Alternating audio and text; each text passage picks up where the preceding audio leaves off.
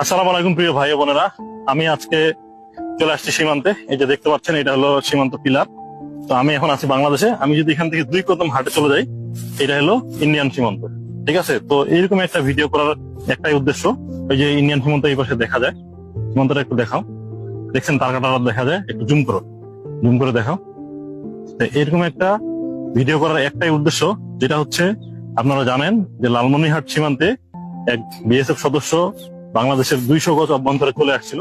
দল পার্টি তাকে আটক করে ক্যাম্পে নিয়ে আসছে এবং পতাকা বৈঠকের মাধ্যমে তাকে ফেরত দেওয়া হয়েছে। তো এই ঘটনাটার পরে ভারত কিন্তু বাংলাদেশি জনগণের উপরে বা বাংলাদেশের বিজিবির উপরে মোটামুটি একটা ক্রুদ্ধ অবস্থায় আছে। তো আপনারা যারা সীমান্তে বসবাস করেন, তাদের গরু ছাগল চড়াইতে আপনারা সীমান্তে ভারতের অভ্যন্তরে চলে যান। তো আপনারা খুব সজাগ দৃষ্টি রাখবেন, কোনোভাবেই ভারতের মধ্যে প্রবেশ করবেন না। আর যারা বাংলাদেশের ভিজিটর্স আছেন,